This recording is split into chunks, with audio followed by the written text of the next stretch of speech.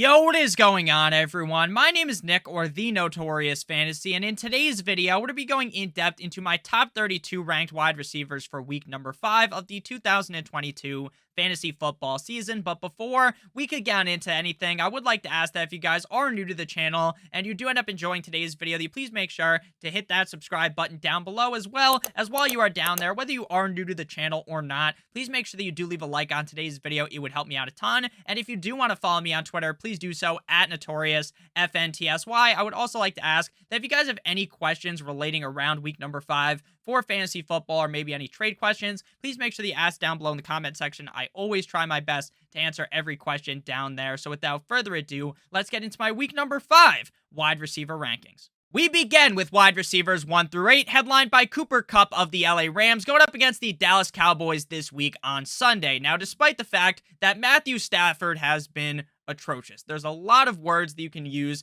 that are negative towards Matthew Stafford. The LA Rams are having a very strong case of the Super Bowl hangover, and it's not looking like it's going to get fixed anytime soon. But even despite the fact that Matthew Stafford looks like Stevie Wonder out there, Cooper Kupp is still feasting in fantasy football. 3 of the first 4 weeks in half PPR, he has been a top 6 wide receiver. And the week where he wasn't a top 6 wide receiver, he was wide receiver number 19. So even in his bad games, even in the worst performance imaginable by Cooper Kupp, he goes 6 targets, 4 receptions, 44 receiving yards, a touchdown, and 20 rushing yards. So even in his bad games, he's still good. But in his good games, he is the upside. Like last week, even though they got smoked by the 49ers, this man had 19 targets, 14 receptions, 122 receiving yards, no touchdowns, 19 half PPR points, wide receiver number 6 in half PPR. So even if this matchup on paper looks tough up against the Dallas Cowboys, I don't fucking care, because Cooper Kupp is just going to get force-fed the football. Next up, we move to number 2, Stefon Diggs of the Buffalo Bills, going up against the Pittsburgh Steelers. Now, Stefon Diggs came out the season on fucking fire, NBA Jam style. Wide receiver 6 in week 1 against the Rams. Wide receiver numero 1 up against the Les Titans. But the last 2 weeks, he has failed to enter the top 32 at the wide receiver position. But if there was ever a game to bounce back, it would be this week up against the Pittsburgh Steelers defense. Now, with TJ Watt, this defense is a completely different beast. Now, I know TJ Watt isn't a corner that could have covered Stefon Diggs, but the amount of pressure that one man creates for that defense is enough to really just hoorah around them. They play much better when Watt is active, so Diggs should have no struggle having a humongous game in this matchup. I honestly almost wanted to rank him number 1. Him being ranked at number 2 is no slight. I really like him this week up against the Pittsburgh Steelers, and the Buffalo Bills are 14-point favorites in this game. At number 3, we move to the gritty king, Justin Jefferson of the Minnesota Vikings, going up against the Chicago Bears. Now, week 1, Justin Jefferson absolutely balled out on the Green Bay Packers, and then after that, things were kind of up in the air. Because while he was still getting targets, he finished as wide receiver 46 and 85. But last week in England, up against the Saints, he had 13 targets, 10 receptions, 147 receiving yards, 1 rush for 3 yards, and a touchdown for 26 half PPR points, and he finished as the wide receiver number 2.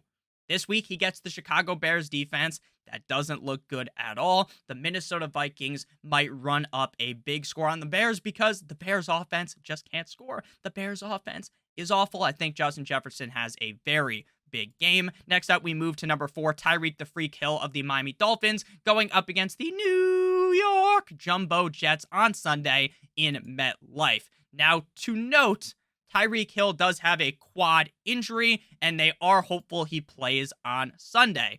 Now, if you didn't know this, the teams have to report that he is on the injury report if he goes and gets like a fucking quad massage.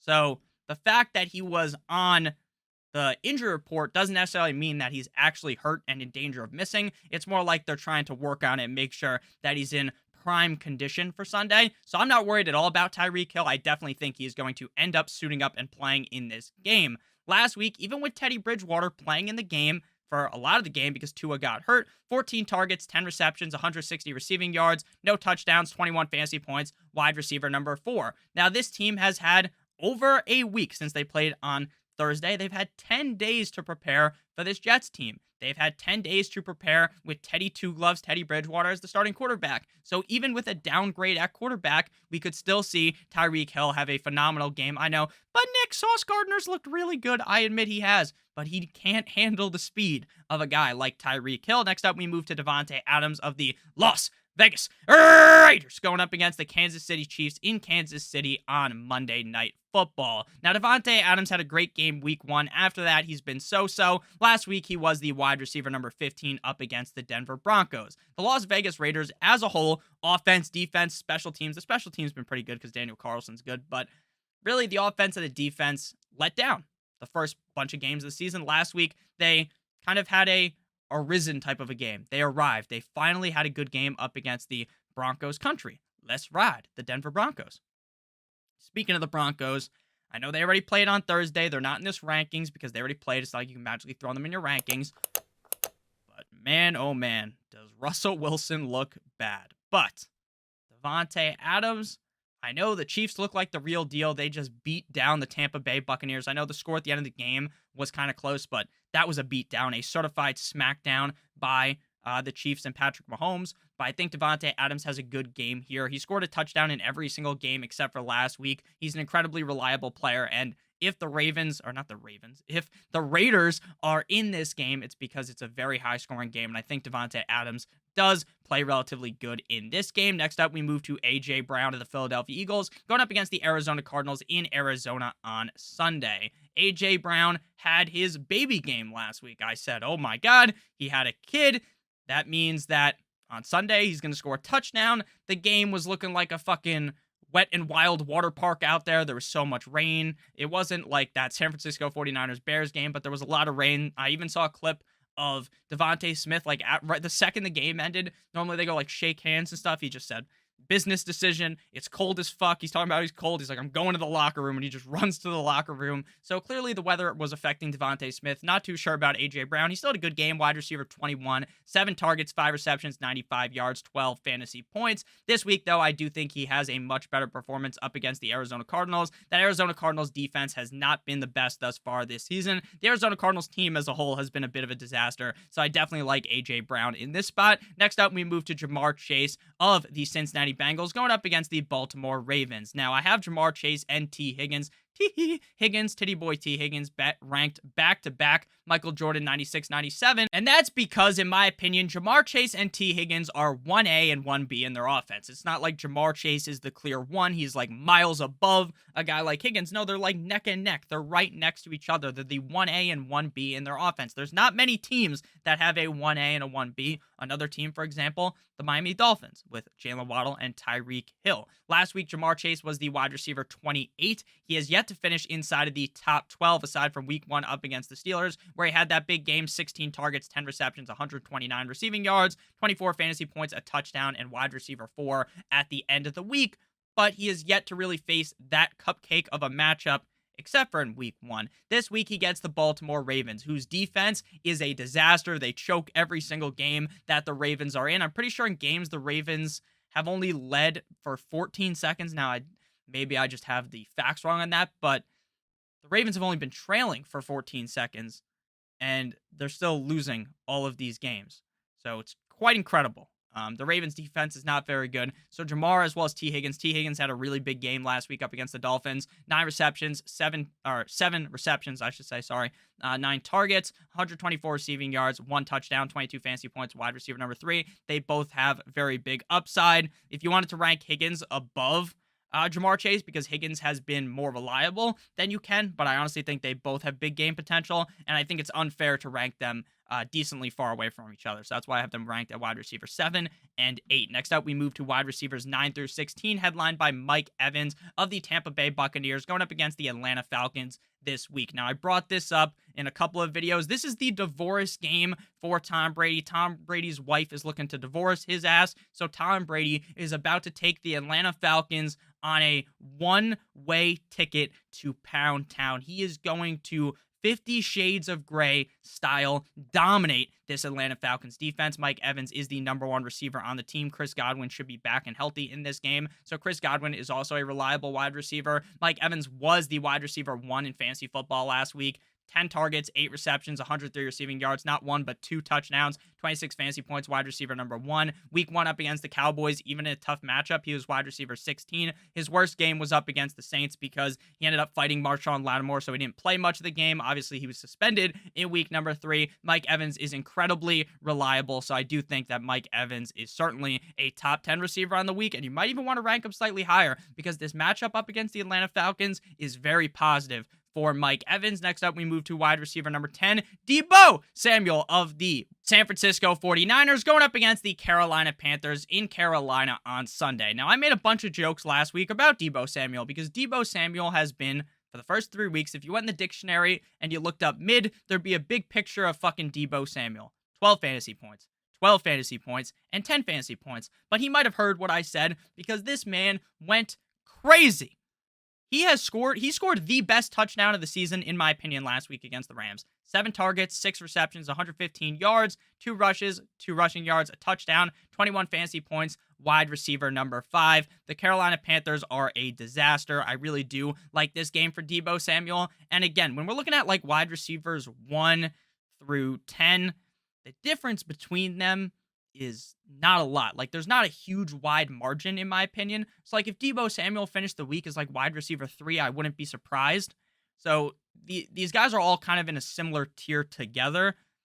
And I know going from 1 to 10 does seem like a big gap if you're just thinking based upon rankings, but if you're really thinking about things, they are incredibly close. Next up, we move to wide receiver CeeDee Lamb of the Dallas Cowboys going up against the LA Rams in Los Angeles. Now, there was a lot of talk earlier on in the week that Jerry Jones was kind of talking about how, maybe Dak Prescott could come back. This could be the return game. We end up not seeing Dak in this game. It will be Cooper Rush. It makes sense, though. Let Dak heal for as long as possible. If I was the Cowboys and Cooper Rush was running as hot as he is, I would probably wait until after the bye week. They have bye week 9, so week 10 would be Dak Prescott, but we all know Jerry fucking Jones, he's probably going to end up playing next week up against the Eagles. But even with Cooper Rush, it seems like Cooper Rush is good for CeeDee Lamb. Back-to-back games inside of the top 10.5 PPR. 12 targets, 8 receptions, 87 receiving yards, and a score up against the Giants in week 3. Up against Washington on Sunday, 8 targets, 6 receptions,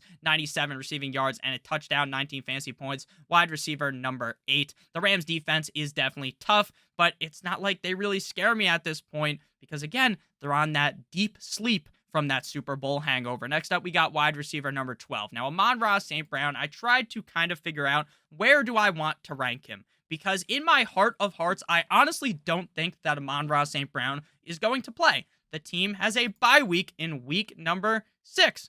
This is week 5.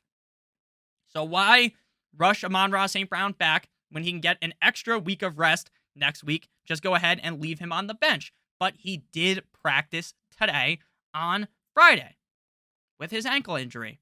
They're saying, and by they're saying, I mean head coach of the team, Dan Campbell, is saying that, hey, Amon-Ra St. Brown is truly like a game time decision. We'll see on Sunday. So, will he play? Will he not play? Certainly up in the air. If I was the Lions, I would not play him, but we'll talk as if he is going to play right now. If he's going to play, the Patriots defense has looked so-so. He's going to be banged up. He's probably not going to be 100%, but even not at 100%, the Lions offense has been firing at all cylinders that I would roll out Amon-Ra St. Brown with confidence. But again, this is something you need to monitor until Sunday because if I'm being honest with you guys, if I'm giving you my real opinion, I don't think he's going to end up playing. Wide receiver #13, Hollywood Brown of the Arizona Cardinals. Now, I've beaten this kind of just relentlessly. I've said this, like beating a dead horse is kind of what I meant to say there. I couldn't think of it off the top of my head. But I've talked about how when I initially thought that, why I thought the Cardinals brought in Hollywood Brown was because he's different than DeAndre Hopkins. He's this burner deep down the field, super fast guy. I'm fast as fuck, boy. But they're using him like he's Michael Thomas, like he's this guy you need to throw 10 plus targets to. 11 targets week 2, 17 targets week 3, 11 targets week 4. Finished inside of the top 10 in the last 2 games. He's wide receiver 3 in week #3 up against the Rams. So it's clear that the team wants to use Hollywood Brown. Now, I know, Nick, he's probably going up against Darius Slay. This matchup is concerning. Sure, it is a little bit concerning. But I do think that this game has enough high scoring ability. This is going to be like when the Vikings go up against the Eagles in prime time and the Eagles shit the bed, or not the Eagles shit the bed. They played fantastic. Where the Vikings shit the bed, I think that the Cardinals are going to play up to their opponent here. I think they're going to play much better, and I think Hollywood Brown still gets it done. But obviously, he's not a lock to be top 10 because of the matchup. Number 14, we got Christian Kirk of the Jacksonville Jaguars going up against the Houston Texans on Sunday. Last week was the worst game by far out of Christian Kirk through the first 3 games of the season. 9 targets against Philly, 2 receptions, 60 receiving yards, 1 rush for 3 yards, 7 fantasy points, wide receiver number 42. Obviously, the Philadelphia Eagles defense is tough. We just talked about it. But now he gets a birthday present. I don't think it's his birthday, but this is a metaphorical birthday present because he gets to go up against the sorry-ass Houston Texans defense. This has all the makings of being a humongous game for Christian Kirk. He's finished inside the top 20 in all the first 3 games of the season. Obviously, last week, things didn't go his way. He's been targeted heavily by Trevor Lawrence. He's the clear number 1 wide receiver in this offense. So I'm going to continue to churn him out. One bad game doesn't scare me. James Robinson shit the bed last week. So did Christian Kirk. It's one game against the Eagles. I'm not jumping ship before they get their best matchup up against the Texans. At number 15, we got my boy Jalen Waddled away, waddle, waddle, till the very next day. Bum, bum, bum, bum, bada, bum. Now, to note, Jalen Waddle was a little bit banged up, but it seems like he's basically a lock to play at this point. He did not play good at all up against the Bengals, but again, once Tua got hurt, maybe that was affecting Jalen mentally. I have no idea. I'm not Jalen Waddle, so I'm not just going to make up some fucking fake excuse. But he wasn't targeted as much, and Teddy isn't as good as Tua. So he has a big game, or a bad game, not a big game. Tyreek had a big game. But now we're 10 days removed from that on Sunday. We now have Teddy practicing for the whole week, so I'm still confident in Waddle. Do I feel way more confident with Tyreek with Teddy? Yes, because I feel that Teddy likes to throw to Tyreek. We saw it. He threw a fucking 61.4-yard pass to Tyreek. Do I think Jalen's just going to be awful now? No. No, I don't. I think he bounces back here, but I'm just not as confident in him as I would be with Monsieur Tyreek Hill. To close out the top 16, we got Mike Williams. Now, when we talk about Mike Williams here, we also have to talk about Keenan Allen because Keenan Allen did not make my rankings. The more I think about it, the more I feel like Keenan Allen is going to be out. Now, as I say this, I've said for the last 2 weeks, oh, Keenan Allen's going to play. And then he doesn't play. So, me expecting Keenan Allen to be out means he's probably going to end up going. But besides that mental warfare that I'm having inside my brain, if Keenan Allen does play, you got to rank him in this range. You just have to. I'm not saying exactly where. Anywhere from like 16 to 20, 24 is where I'd probably have him ranked. So, but again, it's Friday. We're not going to know necessarily until Sunday, more than likely, if he's good to go. So Mike Williams is one of the more risky players in fantasy football. You play him every week because of the immense amount of upside he has. He has the upside to take your opponent and beat the ever-living shit out of him. He has the upside of taking your opponent and waterboarding their ass, right? Torturing them because Mike Williams hangs 40 points. Now, he's probably not going to score 40 points. That's a little egregious. So say 30-plus points. And that really, those 30-plus point games, you're not going to see out of a lot of players. Mike Williams looked good last week up against Houston. 11 targets, 7 receptions, 120 yards, 16 fantasy points, wide receiver 13. He gets the Browns this week. It's not like the Browns have the best defense on earth. And while I say that Mike Williams has this very high ceiling, right? His ceiling is the height of one of those giant-ass towers you see in Dubai. But his floor, his bad game, one of his bad games this year, he scored 2 fucking points against the Raiders. Wide receiver 102. So his floor is the basement. It's very low, but his ceiling is incredibly high, which is why you start him every week, but it's also why he's a big pain in the ass to have on your team, especially in a redraft league. Like if you're in a best ball league where you don't have to manage it like on Underdog Fantasy, then, you don't have to worry about it. If he has a good game, he goes in your lap. If he shits the bed, someone else gets to play wide receiver. Speaking of Underdog Fantasy, before we pivot into the next group of wide receivers, I would like to give you guys a quick word from our friends and our sponsor over at Underdog Fantasy. Are your best ball teams already cooked? Well, head on over to Underdog Fantasy to resurrect them with their Week 6 through Week 17 best ball tournament. The entry fee is only $10 with $500,000 in total prizes and $100,000 going to first place. All you got to do is draft your team. That's it. There's no waivers, there's no trades, there's no in-season management. My favorite part about fantasy football is drafting. There's so much hope, there's all the upside, and you also don't have to worry about, doing trades, trying to call people. They don't fucking answer. They won't answer your trades.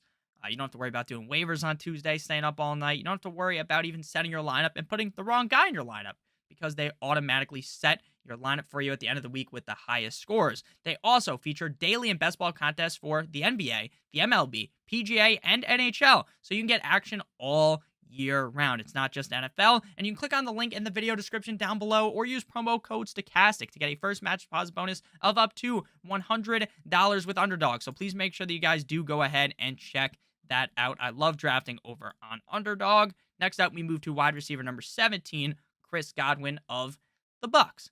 Now, I love this matchup up against Atlanta, but I want you guys to temper your expectations on Godwin for at least the next couple of weeks. I wanted to rank him much higher. I wanted to raise him up like the Colts raised 2014 AFC finalist banners, but I couldn't do it just yet. I want to play Godwin. I want to force him into my lineup. I love this matchup. The divorce narrative. The Atlanta Falcons defense sucks donkey cock, but Godwin keeps getting hurt. I am worried about Godwin. I don't know why they keep forcing him back so quickly. It doesn't add up. Last week, he has an okay game. 10 targets, 7 receptions, 59 receiving yards. He actually got more work than I expected him to get in that game coming off the injury. So they're going to continue to ramp him up. If you want to play him this week, you can. And I have him ranked as wide receiver 17. So in a lot of situations, you are going to play him. But just understand that I'm personally not fully confident in him just yet, but I do think this guy has the upside to be a top 5 wide receiver in points per game when he is healthy this season. Next up, we move to Chris Olave of the New Orleans Saints going up against the Seattle Seahawks. Back-to-back games inside of the top 18 at the wide receiver position. Last week up against the Vikings in England, 7 targets, 4 receptions, 67 receiving yards, and a touchdown, 15 fantasy points, wide receiver number 16. Now, I fully expect Chris Olave to have another big game here. Whether it's Jameis Winston or Andy Dalton does have some effect, in my opinion, on my thought process on Olave. I think the odds where he has one of those really big games where he scores 25 plus fantasy points is much higher with Jameis. I think his safety is better with, his floor is better with Andy Dalton, the Red Rifle under center. Alvin Kamara looking to play. I think that could hurt Olave a little bit. I like the matchup a ton. It's just there's a lot of outside factors. With Olave, Michael Thomas seeming like he's not going to play, so Olave should be the WR1, the wide receiver 1 in this offense. But Kamara coming back doesn't necessarily mean the best things for this scenario. Again, I like Olave. I like the upside of him. I just don't want to just push the agenda so hard on Olave because he might end up not playing as well if Kamara sees a million targets. Next up, we move to Drake London, Drizzy Drake London of the Atlanta Falcons, going up against the Buccaneers in Tampa Bay on Sunday. Last week, London shit the bed up against the Cleveland Browns. 7 targets, 2 receptions, 17 receiving yards, 3 fantasy points, wide receiver 79. Marcus Mariota did not look good at all. And not looking good at all might be a praise for Marcus Mariota because he looked fucking awful. He looked like shit. Now, they get the Bucs. The Bucs defense is tough. The team is going to be without Kyle Pitts because Kyle Pitts is hurt because Arthur Smith fucking drugged his ass like he was Jeffrey Dahmer. That is not actually what happened. It's a joke because it seems like Kyle Pitts is not loved too much by Arthur Smith despite the fact that they put high draft capital on the guy. But hey, Drake London up against the Bucs. This is a tough matchup. I think he plays decent. But ranking him any higher than this to me seems a little bit crazy. At number 20, we have Amari Cooper. And to be honest with you, between London, Cooper, Davis, Cooks, Metcalf, and Johnson, if you told me, Nick, I want to start Gabe over Drake London, not going to bat an eye and say that's crazy, right? These guys are all pretty close for me. This is another tier where they're all very similar to me. Amari Cooper of the Cleveland Browns going up against the Los Angeles Chargers. Now, last week, if you thought things were bad for Drizzy Drake London, things were even worse for Amari Cooper. 4 targets, 1 reception, 9 yards, 1 fantasy point, wide receiver 90. Weeks 2 and 3, he was a top 10 receiver, scoring a touchdown and over 100 yards in both of those matchups. Things went extremely wrong. That game was awful. The Browns versus Atlanta. This week, he goes up against the Chargers. The Chargers are better known for their pass defense when compared to the run defense because the run defense gets stabbed up like they were O.J. Simpson's wife. So I do think that Amari Cooper won't have the best game here. But it's not like the Chargers defense is world beating at this point. At number 21, we got Gabe Davis of the Buffalo Bills. Now, Gabe Davis has been banged up the last couple of days. He practiced in full on Wednesday, full participant in Thursday. We don't have a report yet on Friday practice. I'm recording this in the middle of the day, so sometimes we don't have practice reports. If he practiced full the last 2 days, he's going to practice full today, more than likely, unless they rest him a little bit. The matchup against the Steelers is great. Gabe Davis has been on a downward swing on the pendulum ever since week 1, where he was the WR12, the wide receiver 12, wide receiver 66 week 3, wide receiver 86 week 4. Now, he did get hurt, so he's been playing banged up. The question is, will he be healthy in this game? Because the upside is so massive. The upside is that Gabe Davis takes a dump on the chest of the Pittsburgh Steelers and finishes as a top 10 option. There's also the downside, the negative, that, hey, Gabe Davis is still banged up. The ankle is still bothering him, and that's why he doesn't have a great game. So you kind of have to assess this with your own risk management. How risky are you willing to be? Personally, I'm someone who's very risky in fantasy, right? I don't think you win your fantasy football league. You don't win these matchups playing like a pussy, playing the super safe options, double wrapping condoms on your roster. I don't think that's how you win. I think the way you win is by going balls to the wall and going with the more risky options. That, sure, if Gabe Davis busts, he's going to bust directly on your face, pause, and it's going to be awful. But, this is a big but here. Kim Kardashian style, but I think she got hers chopped off, so maybe not anymore. But with that said, Gabe Davis, he's got the upside in him. He's got that dog in him. So wide receiver 21, I think, is a pretty fair ranking. Expert consensus on Fantasy Pros has him as wide receiver 29, which seems a little too low for me. Number 22, we got Brandon Cooks. First 3 games of the season, Brandon Cooks wasn't very good. He was seeing a lot of targets, wasn't doing much. This is his first week inside of the top 14, wide receiver 14, up against the Chargers, 7 targets, 7 receptions, 57 receiving yards, and a score, 15 fantasy points. He gets the Jaguars defense that, honestly, like, going into the season, I would have told you the Jacksonville Jaguars defense is about as useful as using a condom that has the tip ripped off of it. But now we're in week 5, and the Jaguars, they don't have the best defense in the league. They don't have one of the best defenses in the league, but they have an average defense, in my opinion. So that does kind of concern me a little bit. I hope Davis Mills builds on the success he had against the Chargers. Like, he builds and looks better. I mean, if he builds any more neck, though, he's not going to be able to ride any more roller coasters. But at the end of the day, Brandon Cooks should be in for a decent game here. You drafted him because of the safety. He was one of those guys where, again, normally I go for the risks. I go for the home run hits. He's one of those guys where I draft him because, you know what, he's safe. He's going to get like 12 points a game. He has the upside to get maybe 18 points. But he's probably never going to screw me. He's probably also never going to be the reason why I win. Now, this year he's had multiple games where he screwed me over. But going forward, I think he's going to bounce back and have a good rest of the season. This guy is just like a instant 1,000 yards a season guy. He always gets 1,000 yards. So I think he bounces back based upon the performances he had early on the season. They just weren't the best. Wide receiver 23, we got DK Metcalf of the Seattle Seahawks going up against the New Orleans Saints in New Orleans. Now, I do have DK Metcalf ranked considerably lower than expert consensus right now, which has him as the wide receiver number 17. I got him at wide receiver 23. Last week, he finished as the wide receiver 9. Week 3, he was wide receiver number 18. Now, while I believe in Geno a lot more than I did going into the season, I made all types of jokes about Geno Smith, but in reality, right now, it looks like the Denver Broncos traded for the wrong Seattle quarterback. And while I like to joke about Russ, at this point, it's starting to get a little serious, right? At the beginning, it's like, oh, Russ is sucking, but like, he's going to bounce back, right? He's going to bounce back, and now it's like, did the Broncos really fuck up that bad? Like, is Russ just washed? Like, that's a genuine thought I have right now. Is Russ washed? But again, we already saw that game, so I don't really want to keep fucking hammer fisting into that game. So Metcalf's been looking good. The Saints defense hasn't been looking the best, but I think eventually they're bound to bounce back. Metcalf should be good though. I still just find it so hard to believe that Geno Smith is this good. I really don't believe it. I feel like it's a fucking fluke.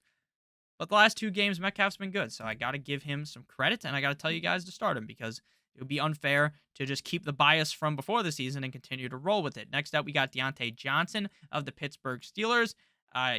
Note he is questionable for this game, but I haven't seen anything that says that he's going to miss. Now, last week was the worst game out of Deontay Johnson. By far, wide receiver 75. Only 4 targets. Kenny Pickett might not be the best for Deontay Johnson, but I don't want to take like half a game sample size and say that, oh my God, George Pickens is the second coming of fucking Randy Moss, and Deontay Johnson is fucked in all caps, right? I don't want to say that because it's just 1 week. I understand this matchup against the Bills is tough. So if you want to start some guys that are in this range over Johnson, I might not heckle you, but I do still think the upside is there because I do still believe he is the number 1 receiver on the team. Number 25, we got Romeo Dubs, not Dubes, like I was saying. No, actually, I think it is Dubes. Fuck. Dubes. Fuck, I already forgot. I had someone explain it to me. I remembered it, put it to memory, and now I forgot again. It is what it is.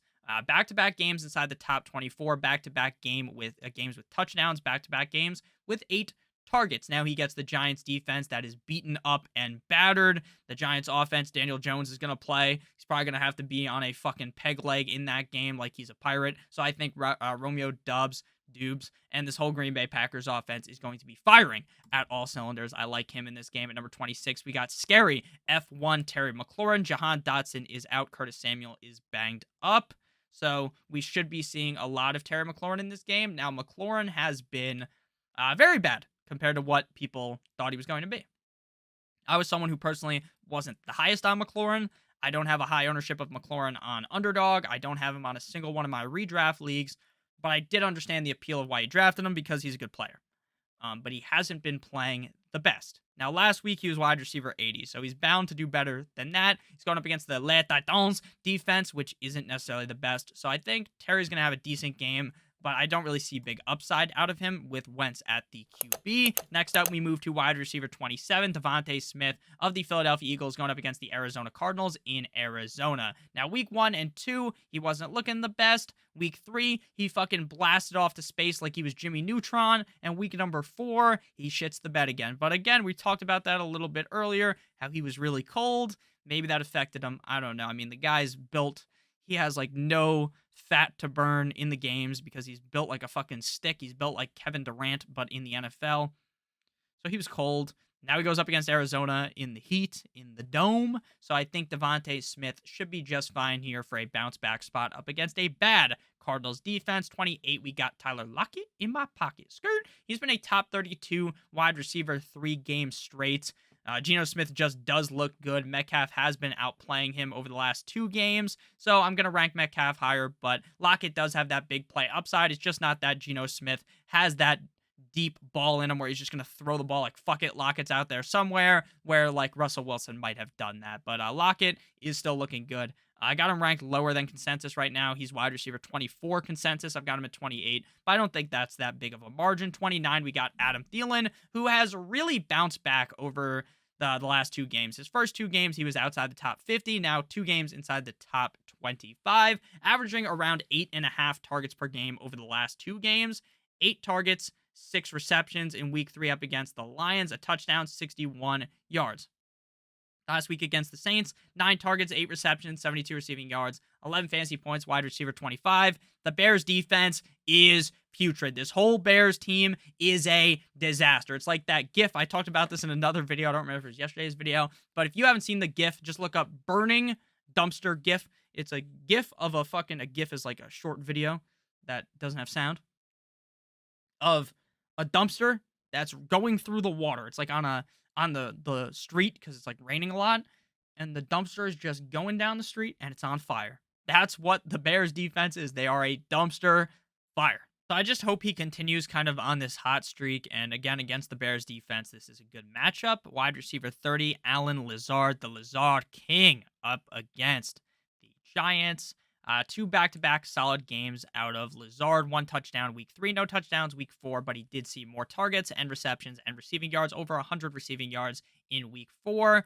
I, again, think this game in London could go very weird, and that's something that does kind of worry me, right? Because we always see these London games. It's like Just weird shit happens. Last week, the double doink.